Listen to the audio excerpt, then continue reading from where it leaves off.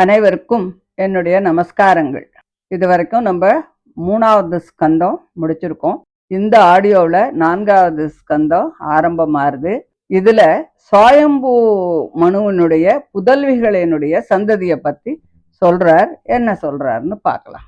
அத சதுர்த்த ஸ்கந்தக அத பிரதமோऽध्यायः मैत्रेय उवाच मनोस्तु सतरूपायां तिस्रकन्याश्च जज्ञिरे आकूतिर्देवहूतिश्च प्रसूतिरिति विश्रुताः आकूतिं रुचये प्राधाद् अपि भ्रातृमतिं नृपः पुत्रिका धर्ममाश्रित्य शतरूपानुमोदितः प्रजापतिः स भगवान् रुचिस्तस्याम् अजीजनत् मिथुनं ब्रह्मवर्चस्वी परमेण समाधिना यस्तयोः पुरुषः साक्षात् विष्णुर्यज्ञस्वरूपधृग् या स्त्री सा दक्षिणा भूतेः अंशभूतानपायिनी आनिन्ये स्वगृहं पुत्र्याः पुत्रं विततरोच्छिषं स्वायम्भुवो मुदा युक्तो रुचिर्जग्राह दक्षिणाम् तां कामयानां भगवान् उवाह यजुषां पतिः तुष्टायां तोषमापन्नः अजनयद्वादशात्मजान् तोषप्रतोषः सन्तोषो भद्रः शान्तिरीडस्पतिः इद्मः कविर्विभुः स्वप्नः सुदेवो रोचनो द्विषट् तुषिता नाम ते देवा आसन् स्वायम्भुवान्तरे मरीचिमिश्रा ऋषयो यज्ञः सुरगणेश्वरः प्रियौ व्रतो उत्तानपादौ मनुपुत्रौ महौजसौ तत्पुत्रपौत्रनप्तॄणाम् अनुवृत्तं तदन्तरम् देवहूतिम् अधात्तात कर्दमायात्मजां मनुः तत्सम्बन्धिश्रुतप्रायं भवता गततो मम दक्षाय ब्रह्मपुत्राय प्रसूतिं भगवान् मनुः प्रायच्छत्यत्कृतः सर्गः त्रिलोक्यां विततो महान् या कर्दमः सुधा प्रोक्ता नव ब्रह्मर्षिपत्नयः तासां प्रसूति प्रसवं प्रोच्यमानं निबोध मे पत्नी मरीचेस्तु कला सुषुवे कर्दमात्मजा कश्यपं पूर्णिमानं च ययोर् आपूरितं जगत् पूर्णिमा असूत विरजं विश्वगं च परन्तप देवकुल्यां हरेः पाद सौजात्या भूत्सरिद्दिवः अत्रे पत्न्यनसूया त्रीञ्जज्ञेषु यशसः सुतान् दत्तं दुर्वाससं सोमम् आत्मेश ब्रह्म संभवान् विदुरवाच अत्रेर्गृहे सुरश्रेष्ठाः स्थित्युत्पत्यन्त हेतवः किञ्चित् चिकीर्षवो जाता एतद् आख्याहि मे गुरो मैत्रेय उवाच ब्रह्मणा नोदितः सृष्टौ अत्रिर्ब्रह्मविदाम्बरः सह पत्न्यायया वृक्षं कुलाद्रिं तपसि स्थितः तस्मिन् प्रसूनस्तबक पलासा शोककानने वार्भिः स्रवद्भिरुद्गुष्टे निर्विन्द्यायाः समन्ततः प्राणायाम्येन संयम्य मनोवर्षशतं मुनिः अधिष्ठद्येकपादेन निर्द्वन्द्वो अनिलभोजनः शरणं तं प्रपद्येऽहं य एव जगदीश्वरः प्रजामात्मसमां मह्यं प्रयच्छतु इति चिन्तयन् तप्यमानं त्रिभुवनं प्राणायामैतसाग्निना निर्गदेन मुनेर्मुद्नः समीक्ष्य प्रभवस्त्रयः अप्सरो मुनिगन्धर्व सिद्धविद्याधरोरगैः वितायमान यशसः तदाश्रमपदं ययुः तत्प्रादुर्भावसंयोग विद्योतितमना मुनिः उत्तिष्ठन् एकपादेन ददर्श विबुदर्शभान् प्रणम्य दण्डवद्भूमौ उपतस्ते अर्हणाञ्जलिः वृषहंस सुपर्णस्तान् स्वैः सिह्नैश्च सिह्नितान् कृपावलोकेन हसद् वदनेनोपलम्बितान् तद्रोचिषा प्रतिहते निमील्य मुनिरक्षिणी चेतस्तत्प्रवणं युञ्जन् अस्तावित् संहताञ्जलिः स्वक्ष्णया सूक्तया वाचा सर्वलोकघरीयसः अद्रिरुवाच विश्वोद्भवस्थितिलयेषु विभज्यमानैः मायागुणैरनुयुगं विगृहीतदेहाः ते ब्रह्म विष्णुगिरिशाः प्रणतस्म्यहं वः तेभ्यः एव भवतां मह्योपहूतः एको मयेह भगवान् विविधप्रदानैः सिद्धीकृत प्रजननाय कथं नु यूयम् अत्रागतास्तनुभृतां मनसोऽपि दूराद् ब्रूत प्रसीदत महानिह विस्मयो मे मैत्रेयवाच इति तस्य वचः श्रुत्वा त्रयस्ते विबुधर्षभाः प्रत्याहुः श्लक्ष्णया वाचा प्रहस्यतं ऋषिं प्रभो देवावूचुः यथा कृतस्ते संकल्पो भाव्यं तेनैव नान्यथा सत्संकल्पस्य ते ब्रह्मन्ने यद्वैद्यायति ते वयम् अतस्मदंशभूतास्ते आत्मजा लोकविश्रुताः भवितारोऽङ्गभद्रं ते विस्रप्स्यन्ति च ते यशः एवं कामवरं दत्त्वा प्रतिजग्मुः सुरेश्वराः सबाधितास्तयोः सम्यग् दम्पत्योर्मिषतोस्ततः सोमो भूद्ब्रह्मणोऽंसेन धत्तो विष्णोस्तु योगवित् दुर्वासाः शङ्करस्यांसो निबोधाङ्गिरसः प्रजाः श्रद्धा तु अङ्गिरसपत्नी चतस्रो सूतकन्यकाः श्रीनिवाली कुहूराका चतुर्थी अनुमतिस्तथा तत्पुत्रौ अपरावास्तां ख्यातौ स्वारोचिषेन्तरे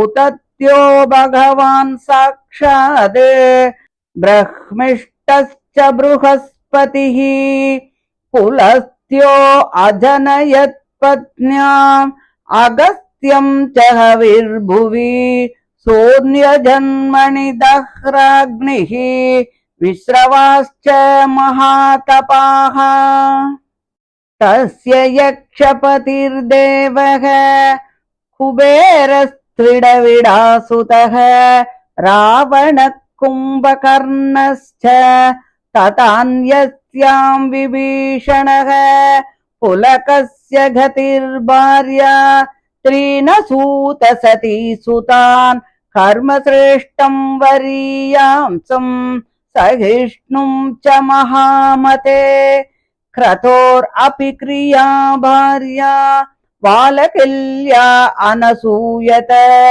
ऋषीन् 60 सहस्राणि ज्वलतो ब्रह्मतेजसा ऊर्जायां जज्ञिरे पुत्रा वसिष्ठस्य परन्तप चित्रकेतु प्रधानास्ते सप्त ब्रह्मर्षयो मलाः चित्रकेतुः सुरोचिश्च विरजामित्र एव च उल्बणो वसुभृद्यानो द्युमान् शक्त्यादयो परे चित्तिस्तु अथर्वणः पत्नी लेभे पुत्रं धृतव्रतम् तत्यक्षम् अश्वशिरसं भृगोर्वंशं निबोध मे भृगुख्यात्यां महाभागः पत्न्यां पुत्रान् अजीजनते दातारं च विधातारं श्रियं च भगवत्परा आयतिं नियतिं चैव सुते मेरुस्तयोरधाते ताभ्यां तयोरभवतां मृकण्डप्राण एव च मार्कण्डेयो मृकण्डस्य प्राणाद्वेदशिरा मुनिः कविश्च भार्गवो यस्य भगवान् उशनासुतः स एते मुनयः क्षत्तः लोकान् सर्गैरभावयन् एष कर्दमदौहित्र सन्तानः कथितस्तव शृण्वतः श्रद्धदानस्य सद्यः पापहरः परः प्रसूतिं मानवीं दक्ष उपयेमेह्यजात्मजः तस्यां ससज्जदुहितृः षोडशामललोचनाः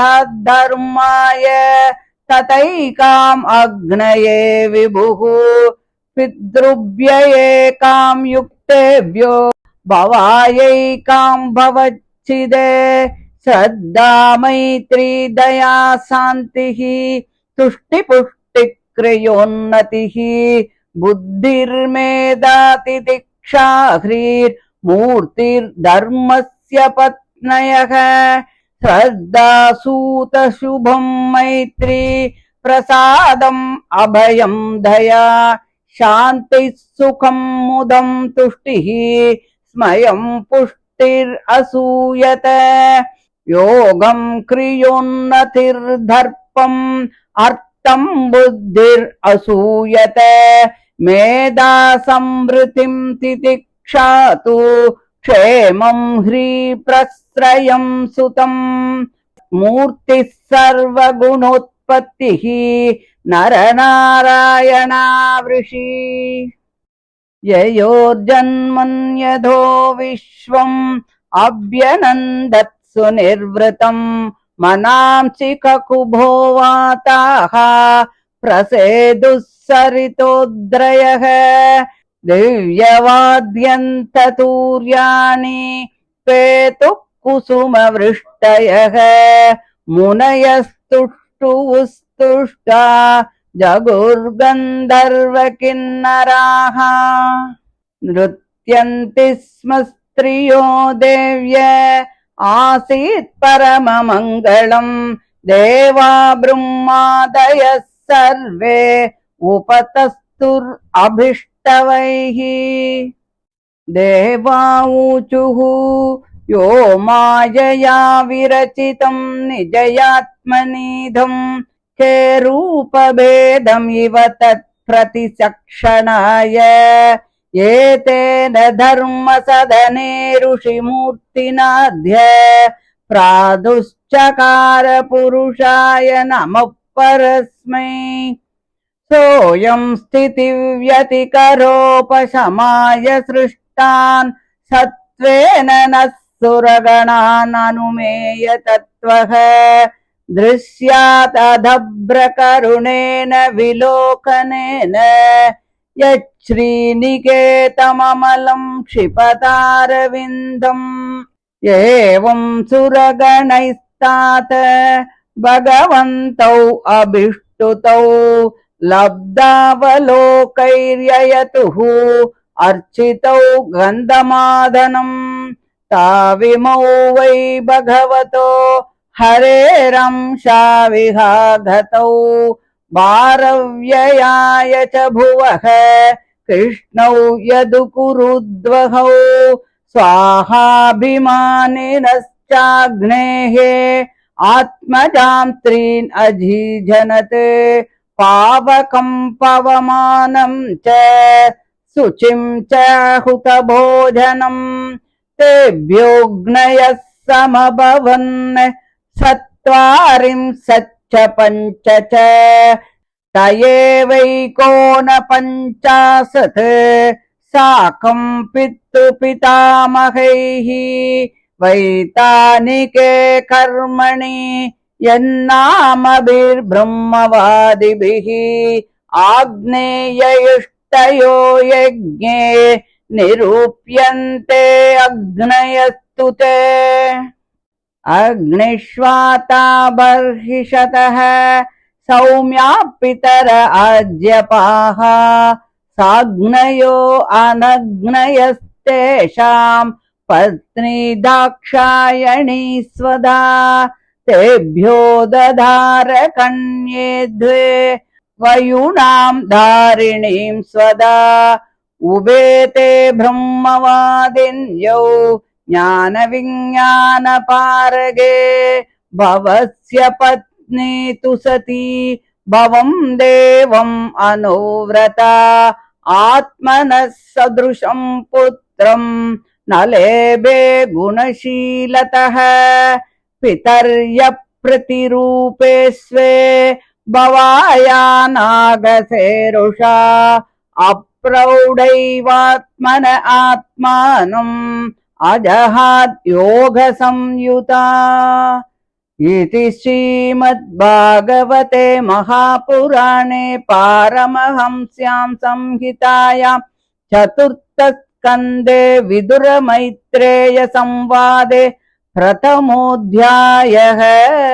श्रीहरये नमः। हरे नमः। हरे नमः। गोपिका जीवन स्मरणं गोविंद गोविंद। மைத்ரேயர் பேச ஆரம்பிக்கிறார். விதுரா, நீ சுவாயம்புவ மனுவினுடைய சரிதத்தையும் அவனுடைய சந்ததியும் பத்தி கேட்ட. அதுல சுவாயம்புவ மனுவினுடைய சரிதத்தையும் அவனுடைய சந்ததியும் சொல்றதாக நான் ஆரம்பிச்சு தேவகூதியினுடைய விருத்தாந்தத்தையும் கபிலருடைய சரித்திரத்தையும் நான் உனக்கு சொன்னேன். இனி மனுவினுடைய சந்ததியை பத்தி நான் சொல்றேன். மனுவுக்கு சதரூபை என்பவள் மனைவி. அவனுக்கு அந்த சதரூப இடத்துல ஆகுதி, தேவகூதி, பிரசூதி என்று 3 பெண்கள் பிறந்தார்கள். இதை பத்தி அவர் நமக்கு ஏற்கனவே சொல்லியிருக்கார். அந்த 3 பேர்ல தேவகூதிய பத்தி நம்ம முன்னாடியே தெரிஞ்சுனுட்டோம்.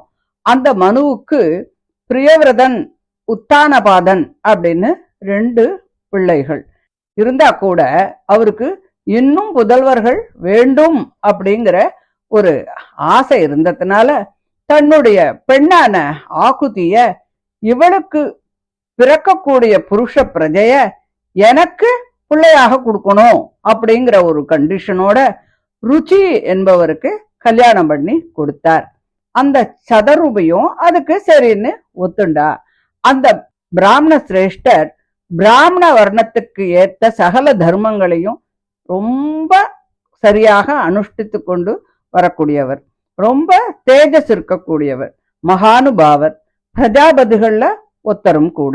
அவர் ஆகுதிய மனைவியாக அடைஞ்சு கடும் தபஸ் பண்ணி பகவான ஆராதனை பண்ணி அந்த ஆகுதி இடத்துல ஒரு பெண்ணையும் ஒரு பிள்ளையையும் பெற்றார். அவருக்கு பிறந்த குழந்தைகள்ல ஆண் குழந்தையானது யஜ்ஞஸ்வரூபனான சாட்சாத் மகாவிஷ்ணுனுடைய அம்சம். அதனால அந்த குழந்தைக்கு யஜ்ஞன் என்ற பேரு வச்சார். பெண் குழந்தைக்கு தட்சிணை என்று பெயர். அந்த தட்சிணை மகாலட்சுமியினுடைய அம்சம். அதனால அவள் என்றுமே அழிவில்லாமல் இருக்கக்கூடிய தன்மையை உடையவள்.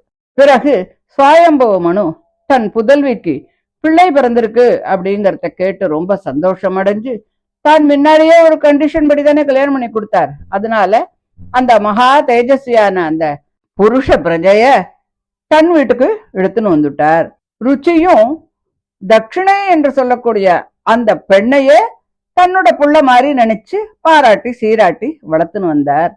அந்த தட்சிணை வளர்ந்து கொஞ்சம் ஒரு கல்யாண வயசு வந்த உடனே யஜ்ஞஸ்வரூபியும் சுவாயம்புவ மனுவுக்கு புதல்வனுமான யஜ்ஞ பகவான கல்யாணம் பண்ணிக்கிறா. இப்போ நமக்கு ஜென்ரலா ஒரு சந்தேகம் வரும்.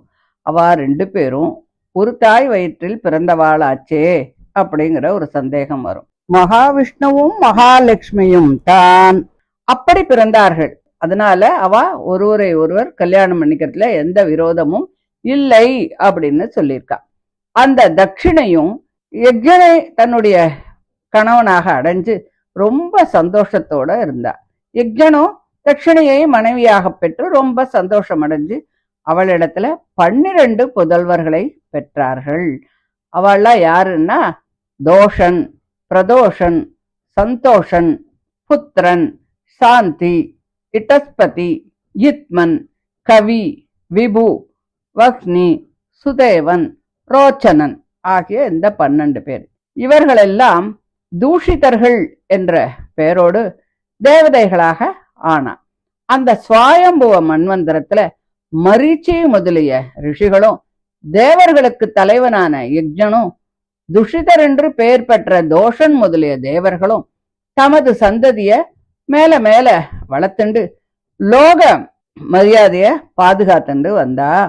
சுவாயம்புவ மனுவோட பிள்ளைகளான பிரியவிரதனும் உத்தானபாதனும் அவளுடைய புதல்வர்களும் பேரன்மார்களும் கொள்ளு பேரன்மார்களும் அவர்களுடைய வம்சங்களுமே மன்வந்தரம் முழுவதும் வியாபித்து உலகத்தை ஆண்டு கொண்டு வந்தார்கள்.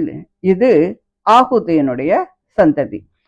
சுவாயம்புவ மனு தன் புதல்வியான தேவஹூதிய கர்த்தமருக்கு கொடுத்தார். அது பற்றி நம்ம முன்னாடியே படிச்சுட்டோம். அதனால இனி பிரசூதியை பத்தி நம்ம தெரிஞ்சுக்கலாம்.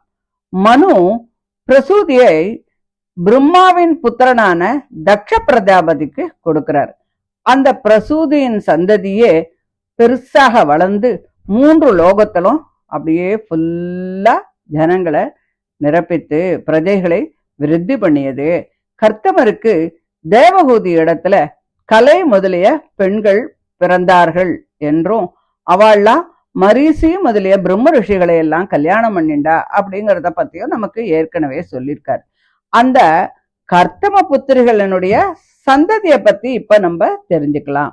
கர்த்தமருடைய புதல்வியான கலை என்று சொல்லக்கூடியவள் மரீச்சி மகரிஷியினுடைய பத்னியாக ஆனாள். அவள் கஸ்யபன், பூர்ணன் அப்படின்னு 2 பிள்ளைகளை பெற்றெடுத்தா. அவளுடைய வம்சங்களால இந்த ஜகத்தெல்லாம் நிறைஞ்சது.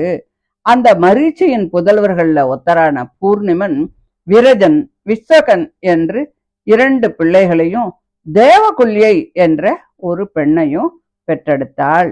திரிவிக்ரம அவதார காலத்துல ஸ்ரீ விஷ்ணுவன் பாதத்தை பிரம்மதேவன் அலம்பின போது பெருகின ஜலமானது கங்கை என்னும் நதியாக பாய்ந்தது இல்லையா?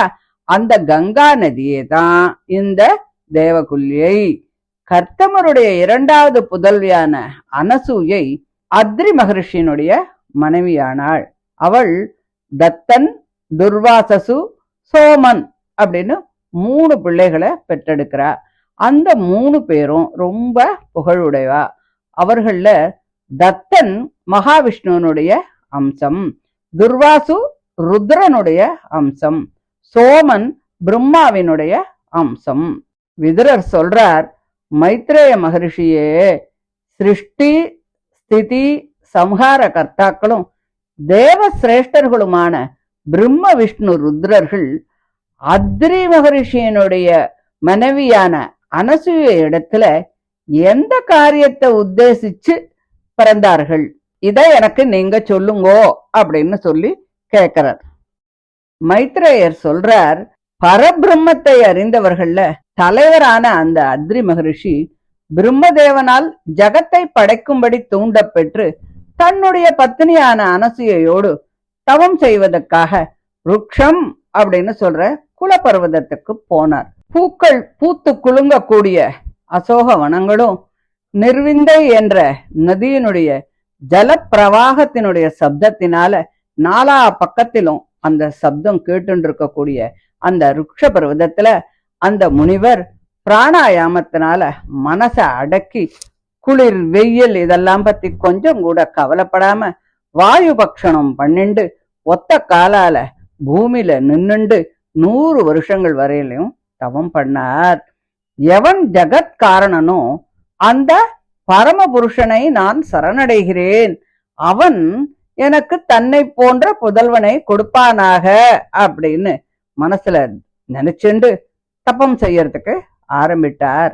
அந்த முனிவர் பிராணாயாமங்களே காஷ்டங்களாக பெற்று எறிவதும் அவருடைய சிர கபாலத்திலிருந்து வெளிவந்ததுமான தவம் என்று சொல்லக்கூடிய அந்த அக்னியினால லோகங்கள்லாம் தவிக்கிறது.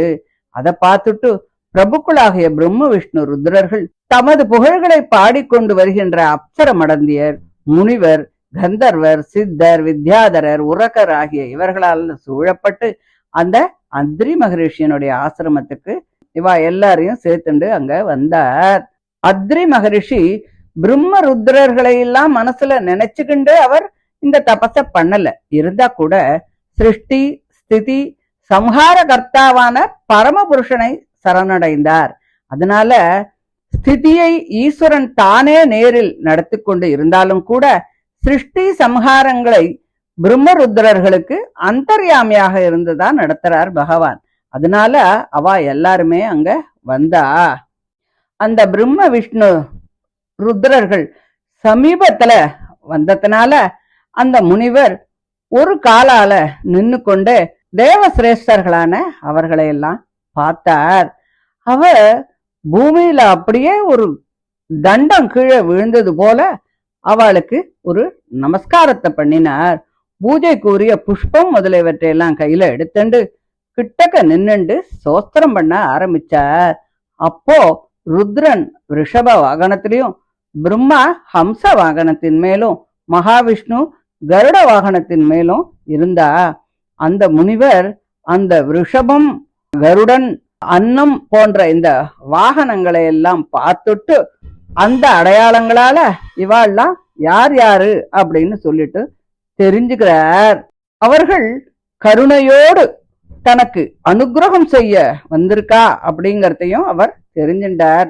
அந்த முனிவர் அந்த பிரம்ம விஷ்ணு ருத்ரர்களுடைய தேஜஸால தடைபட்ட தன் கண்களை எல்லாம் மூடிண்டு தேவ சிரேஷ்டர்களான அவர்களிடத்துல மனச நிலைநிறுத்தி கைகளை கூப்பி சோஸ்திரம் பண்ண ஆரம்பிச்சார். அந்த மகரிஷி சொல்றார், ஜகத்தினுடைய சிருஷ்டி ஸ்திதி சம்ஹாரங்களுக்காக யுகங்கள் தோறும் சத்துவ ரஜஸ்தமோ குணங்கள்ல ஆளுக்கு ஒரு குணமாக ஏத்துண்டு தேகங்களை எல்லாம் கிரகித்து விளங்கும் பிரம்ம விஷ்ணு ருத்ரர்கள் இல்லையா நீங்கள் எல்லாம், உங்களுக்கு என்னோட நமஸ்காரம். நான் யாரை ஜெகதீஸ்வரன் என்று அழைத்தேனோ அவர் உங்கள் 3 பேர்ல யாரு, அத எனக்கு நீங்க சொல்லுங்கோ. அனைவரிலும் மேலான ஒரே ஒரு பகவானை நான் பல வகை உபசாரங்களாக ஆராதனை பண்ணி தன்னை போன்ற புதல்வனை கொடுக்கும்படி என்னுடைய மனசுல நினைச்சுட்டு தான் நான் உபாசனை பண்ணினேன். நீங்கள் பிராணிகளினுடைய கண்களுக்கு புலப்படாதது மட்டுமின்றி அவர்களுடைய மனதாலும் கூட கிரகிக்க முடியாதவர் இல்லையா? அப்படிப்பட்ட நீங்கள் 3 பேருமா சேர்ந்து இங்கே எப்படி வந்தேள்? அதுக்கு என்ன காரணம் இருக்கும் எனக்கு தெரியலையே, அதை எனக்கு கொஞ்சம் சொல்லுங்கோ. நீங்கள் 3 பேரும் இங்க வந்ததுனால எனக்கு இது ரொம்ப ஆச்சரியத்தை கொடுக்கறது அப்படின்னு சொல்லி அத்ரி மகரிஷி சொல்றார். மைத்ரேயர் சொல்றார், விதுரரே, இப்படி அத்ரி மகரிஷி சொன்னதை கேட்டு தேவ சிரேஷ்டர்களான அந்த பிரம்ம விஷ்ணு ருத்ரர்கள் 3 பேரும் அந்த முனிவரை பார்த்து சிரிச்சுண்டு பதில் சொல்ல ஆரம்பிச்சா, முனிவரே, நீங்கள் எவ்வாறு நினைத்தீரோ அது அப்படியே ஆகும், அது மாறவே மாறாது. நீங்கள் சத்திய சங்கல்பன். ஆனால் நான் ஒருவனை தியானிக்கும் பொழுது நீங்கள் 3 வந்ததற்கு காரணம் என்ன என்று கேட்டீர்கள் அல்லவா? சொல்கிறேன், அந்தணர் தலைவனே, நீ ஜெகதீஸ்வரன் என்று எந்த ஒரு தத்துவத்தை தியானம் செய்கின்றாயோ அந்த தத்துவமே நாங்கள்தான். அந்த ஒரு தத்துவமே தான் நேரே விஷ்ணுவாகவும் பிரம்மருத்தரர்களுக்கு அந்தர்யாமியாகவும் 3 மூர்த்திகளாக தோன்றுகிறது. நீ மூர்த்தி விசேஷங்களை பற்றி சிறிதும் பாராட்டாமல் ஜகத்தின் சிருஷ்டி ஸ்திதி சம்ஹாரங்களை நடத்துகின்ற ஈஸ்வரனை அல்லவா தியானம் செய்தாய். அதனால் 3 மூர்த்திகளாகி ஜகத் சிருஷ்டி ஸ்திதி சம்ஹாரங்களை நடத்துகின்ற 3 மூர்த்திகளும் தோன்றினோம். எங்கள் 3 அம்சங்களால் உனக்கு 3 புதல்வர்கள் பிறப்பார்கள். அம்மூவரும் உலகமெங்கும் புகழ் பெறுவார்கள். அது மட்டுமில்லாமல் உன்னுடைய புகழையும் பரவச் செய்ய போகிறார்கள். உனக்கு சகல க்ஷேமமும் உண்டாகட்டும் என்று சொன்னா. மைத்ரேயர் சொல்றார், இப்படி அந்த பிரம்ம விஷ்ணு ருத்ரர்கள் அந்த முனிவருக்கு இஷ்டமான வரத்தை கொடுத்துட்டு அவரால் நன்கு பூஜிக்கப்பட்டு அந்த அத்ரியும் அவருடைய மனைவியான அனசூயையும் பார்த்துட்டே இருக்கும்போது அவள்லாம் கிளம்பி தன்னோட இனத்துக்கு போய் சேர்ந்தா. பிறகு பிரம்மாவனுடைய அம்சத்தினால சோமனும், விஷ்ணுவின் அம்சத்தினால தத்தனும், ருத்ரனுடைய அம்சத்தினால துர்வாசசும் பிறந்தார்கள். அடுத்து அங்கிரஸ் முனியனுடைய சந்ததியை பத்தி சொல்றேன். அங்கிரசின் பத்னி ஸ்ரத்தை என்று பெயர். இவள் கர்த்தமருடைய 3வது பொண்ணு. அவள் 4 பெண்களை பெற்றெடுத்தாள். சீனிவாலி, குஹு, ராகை, அனுமதி என்று பெயர் பெற்றார்கள். அந்த அங்கிரஸ் முனிவருக்கு உசத்தியர் என்றும் பிரகஸ்பதி என்றும் 2 பிள்ளைகள் இருந்தா. அந்த 2 பேரும் ஞானாதி குணங்கள் எல்லாம் அமைந்தவர்கள், பரபிரம்மத்தில் நிஷ்டையுடையவர்கள், பெரும் புகழ் பெற்றவர்கள். அவா 2 பேரும் சாரோசிஷ மன்வந்தரத்துலதான் இருந்தா. புலஸ்திய மனைவருடைய மனைவி ஹவிர்புக். இவோ கர்த்தமருடைய 4வது பொண்ணு. அந்த முனிவர் தன் மனைவியான ஹவிர்புவிடம் ஒரு புதல்வனை பெற்றார். அவரே அகஸ்தியர். இந்த ஜென்மாந்தரத்துல ஜாடராக்கினியாக இருந்தார். அந்த புலஸ்திய மகரிஷிக்கு இன்னொரு புள்ளையும் உண்டு. அவன் பெயர் விஸ்ரவஸ். அவன் பெரும் தபஸ் செய்யக்கூடியவன். அந்த விஸ்ரவசுக்கு இளவிளை அப்படிங்கிறவளிடத்துல ஒரு பிள்ளை பிறந்தது. அவனே யக்ஷர்களுக்கு பிரபுவான குபேரன். அந்த விஸ்ரவசுக்கு கைகசி என்ற இன்னொரு மனைவியும் உண்டு. அவளிடத்துல ராவணன், கும்பகர்ணன், விபீஷணன் என்று 3 பிள்ளைகள் பிறந்தார்கள். புலகருடைய மனைவி ரதி என்று சொல்லக்கூடியவள். இவள் கர்த்தமரோட 5வது பொண்ணு. நல்ல பதிவிரத்தை. அவள் 3 பிள்ளைகளை பெற்றாள். ஒருவன் கர்மசிரேஷ்டன், மற்றொருவன் வரியான், இன்னொருவன் சகிஷ்ணு. கிரதுவின் பாரியை கிரியை என்று பெயர். இவள் கர்த்தமரோட 6வது பொண்ணு. அவள் 60 பிள்ளைகளை பெற்றாள். அவர்கள் வாழகில்லியர்கள் என்று பெயர் பெற்றார்கள். பிரம்ம தேஜஸினால் பிரகாசிக்க கூடியவர்கள். அவர்கள் எல்லோருமே மகரிஷிகள். வானப்பிரஸ்தாசிரமத்தில் இருக்கக்கூடியவர்கள். வசிஷ்டருடைய மனைவிக்கு ஊர்ஜை என்று பெயர். இவள் கர்த்தமருடைய 9வது புதல்வி. இவளுக்கு அருந்ததி என்றும் பெயர் உண்டு. வசிஷ்ட மகரிஷிக்கு இந்த அருந்ததி இடத்திலே 7 குழந்தைகள் பிறந்தார்கள். அவர்களில் சித்திரகேது என்பவன் முதல்வன். அந்த 7 பேரும் பிரம்ம ரிஷிகளாக ஆனார்கள். மிகுந்த ஆச்சாரத்தை உடையவர்கள்.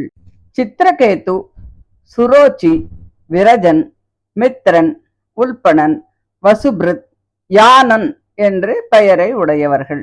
சக்தி முதலியவர்கள் அந்த வசிஷ்டர் மகரிஷியோட உள்ளதான். ஆனா அவர் இன்னொரு மனைவியிடத்தில் பிறந்தவர். எல்லோருமே மகா தேஜஸ்விகளாக இருந்தா. அதர்வ மகரிஷியினுடைய மனைவி பேரு சாந்தை. இவளுக்கு சித்தி என்று கூட ஒரு பெயர் உண்டு. அவளுக்கு திருதவிரதர் என்றும் தத்யஞ்சர் என்றும் அஸ்வசிரஸ் என்றும் 3 பிள்ளைகள் பிறந்தார்கள். இதன் பிறகு பிருகுவனுடைய வம்சத்தை பத்தி பார்க்கலாம். பிருகுவனுடைய மனைவி கியாதி. இவள் கர்த்தமருடைய 7வது புதல்வி. அவளிடத்துல பிருகுவுக்கு தாதா விதாதா என்று 2 பிள்ளைகள் பிறந்தார்கள். ஸ்ரீ மகாலட்சுமியினுடைய அம்சமாகி பகவானிடத்தில் மிகுந்த விருப்பமுடையவளாக ஒரே ஒரு புதல்வியும் கூட பிறந்தாள். மேரு என்பவருக்கு ஆயாதி என்றும் நியதி என்றும் 2 புதல்விகள் இருந்தார்கள். அவர்களில் ஆயாதிய தாதாவுக்கும் நியதிய விதாதாவுக்கும் கல்யாணம் பண்ணி கொடுத்தா. அந்த தாதாவுக்கு ஆயதி இடத்துல மிருக்கண்டு அப்படிங்கிற ஒரு புத்திரனும், விதாதாவுக்கு நியதி இடத்துல பிராணன் என்ற புதல்வனும் பிறந்தார்கள். மிருக்கண்டுவுக்கு மார்க்கண்டேயரும், பிராணருக்கு வேதசிரஸ் என்னும் முனிவரும் பிறந்தார்கள். கவி என்றும் உசனஸ் என்றும் மிகவும் பிரசித்தி பெற்றவரான சுக்கராச்சாரியன் வேதசிரஸ் என்பவருடைய புத்திரன்தான். இப்படி பிருகு வம்சத்தில் பிறந்தவனாக ஆனதால் அவன் பார்கவன் என்றும் பெயரை பெற்றான். விதுரா, மரீச்சி முதலிய இந்த 9 மகரிஷிகளும் தமது வம்சங்களால் இந்த உலகத்தை நிரப்பச் செய்தார்கள். இப்படி கர்த்தம பிரஜாபதியினுடைய பெண்களுடைய சந்ததிகளை எல்லாம் பத்தி நாம தெரிஞ்சுட்டோம். இத ரொம்ப ஸ்ரத்தையோடு யார் கேட்கிறாளோ அவளுடைய பாபங்கள்லாம் உடனே தீர்ந்து போகும். அதனால இந்த கர்த்தமருடைய தௌஹித்த சந்ததி ரொம்ப மேன்மையுடையதாக இருக்கும். இப்படியாக மனுவினுடைய 2ஆம் புதல்வியான தேவகூதியினுடைய சந்ததியை பத்தியும் நாம தெரிஞ்சுட்டோம். அந்த மனுவினுடைய 3வது புதல்வியான பிரசூதியின் வம்சத்தை பத்தி தெரிஞ்சுக்கணும் இல்லையா? சோ அதை பத்தி நம்ம பார்க்கலாம். பிரம்மாவின் புதல்வனான தக்ஷ பிரஜாபதிய பிரசூதி மணந்து கொண்டாள். அந்த பிரசூதிக்கு 16 பெண்கள் பிறந்தார்கள். அவர்கள் எல்லோருமே மிகுந்த சௌந்தரியத்தை உடையவர்கள். ரொம்ப ரொம்ப அழகா இருப்பாளாம். அந்த தக்ஷர் அந்த பெண்களுடைய அபிப்பிராயத்தை தெரிஞ்சுண்டு அதுல 13 பேரை தர்மருக்கும், மற்ற 3 பேர்ல ஒருத்தர அக்னிக்கும், ஒருத்தர பித்ரு தேவதைகளுக்கும், மற்றொருத்திய சம்சாரத்திலிருந்து விடுவிக்கக்கூடிய ருத்ரனுக்கும் கொடுத்தார். அவர்கள தர்மனுடைய பத்னி 13 பேரும் ஸ்ரத்தை, மைத்ரி, தயை, சாந்தி, துஷ்டி, புஷ்டி, கிரியை, உன்னதி, புத்தி, மேதை, திதிக்ஷை, ஸ்ரீ, மூர்த்தி அப்படின்னு 13 பேரவா.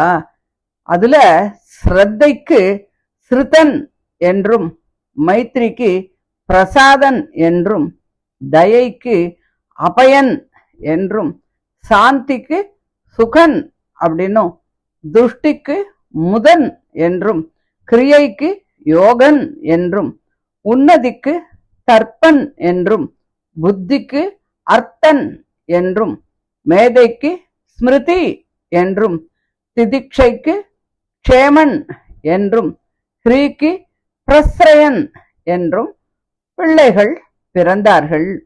மூர்த்தி என்பவள் சமஸ்த நற்குணங்களுக்கும் இருப்பிடமான மகரிஷிகளான நரன், நாராயணன் ஆகிய இருவரும் பிள்ளைகளாக பிறந்தார்கள். அவள்லாம் பிறந்த போது இந்த லோகமெல்லாம் அப்படி ஒரு சந்தோஷத்தை அடைஞ்சது. ஆகாசத்திலேருந்து புஷ்ப வருஷங்கள்லாம் பெய்தது, வாத்தியங்கள்லாம் முழங்கிட்டு, முனிவர்கள்லாம் சந்தோஷமாக சோஸ்திரம் பண்ணினா, கந்தர்வர்களும் கிண்ணறர்களும் ஆடி பாடினா, தேவஸ்திரீகள்லாம் நாட்டியம் ஆடினா, இப்படி மேலான மங்களங்கள்லாம் ஏற்பட்டது.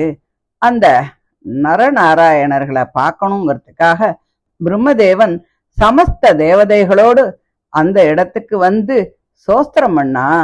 தேவதைகள்லாம் சொல்றா, நீ இந்த ஜகத்தையெல்லாம் உன்னுடைய மாயையினாலத்தான் நீ படைச்சிருக்க.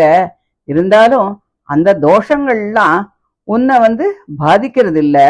ஆகாசத்துல வெளுப்பு, கருப்பு முதலிய பல நிறங்கள் தெரியுது. வெவ்வேறான அந்த நிறத்தால ஆகாசத்துக்கு எந்த விதமான மாற்றமும் உண்டாவதில்லை இல்லையா? அப்படியே இந்த பிரபஞ்சங்கள்லாம் உன்னிடத்திலிருந்து தான் உண்டானது. இருந்தாலும் அவற்றின் தோஷங்கள் எதுவுமே உன்னை தீண்டுவதே இல்லை. ஜீவாத்மாக்கள் அனைவரும் ஞான சொரூபர்களாக ஆனதால் ஒன்று போன்றவர்கள்தான்.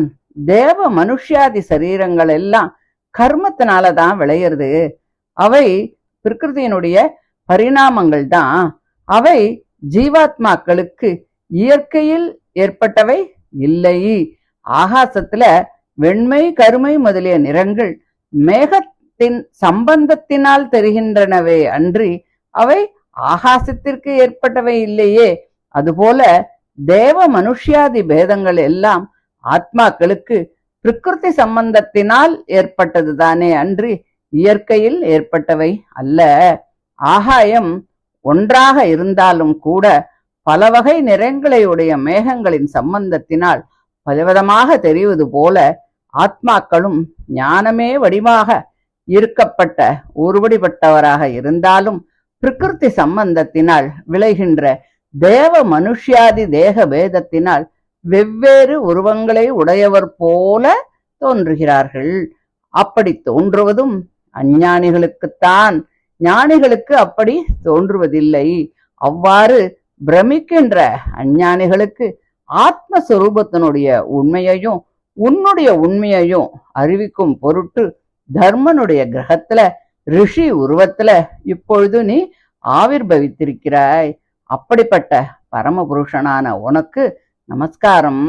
தன்னுடைய சங்கல்பத்தினால ஜகத்தினுடைய பந்த மோட்சங்களை எல்லாம் நடத்துகின்ற திறமையுடைய நீ சாஸ்திரங்களால் அறியக்கூடியவன். உன் மகிமை எவருக்கும் நேரே புலப்பட்டு விடாது. உன்னுடைய சக்திகள் பலவாறாக பிரிந்து பல ஆச்சரியங்களுக்கு இடமாக இருக்கும். அவற்றையெல்லாம் சாஸ்திரங்களால் தான் அறிய வேண்டுமே தவிர வேறு எந்த விதத்திலும் அறிந்து கொள்ள முடியாது. நீ சிருஷ்டி, ஸ்திதி, சம்ஹாரங்களை எல்லாம் நடத்துவதற்காக சத்துவ, ரஜஸ், தமோ குணங்களில் ஒவ்வொன்றும் தலையெடுக்கப்பெற்ற எங்களை நீ படைத்தாய். கருணை வெள்ளம் நிறைந்த ஸ்ரீ மகாலட்சுமியின் வாசஸ்தலமான மிக அழகான தாமரை மலரை கூட திரஸ்கரிக்கும் உன்னுடைய கண்களால் எங்களை பார்ப்பாயாக. மைத்ரேயர் சொல்றார், விதுரா, பகவானுடைய கருணையோடு கூடிய கண்ணோக்கம் பெற்ற தேவதைகள் இப்படி சோஸ்திரம் பண்ணும்போது மகானுபாவர்களான அந்த நரநாராயணர்கள் கந்தமாதன பர்வதத்திற்கு போனார்கள்.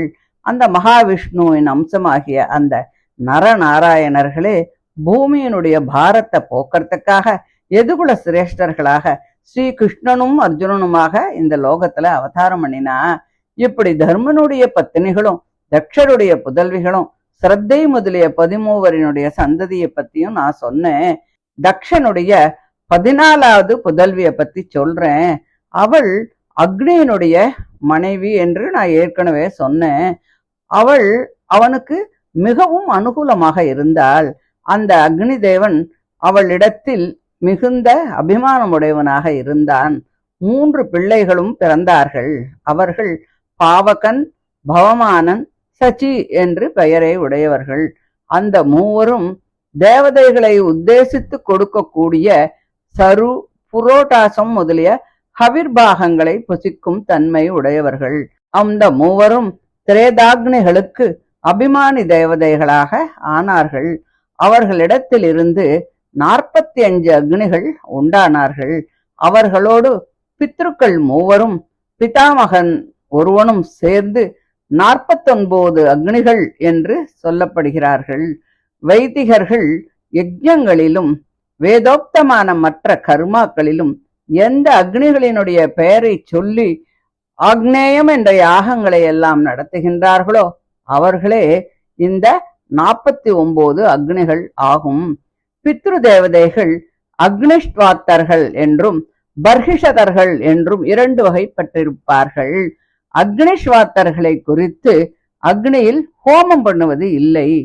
ஆகையினால் அவர்கள் அனக்னிகள் என்று சொல்லப்படுவார்கள். அவர்கள் ஆஜ்யத்தையே பானம் செய்பவர்கள். பர்ஹிஷதர்களை குறித்து அக்னியில் ஹோமம் செய்வது உண்டு.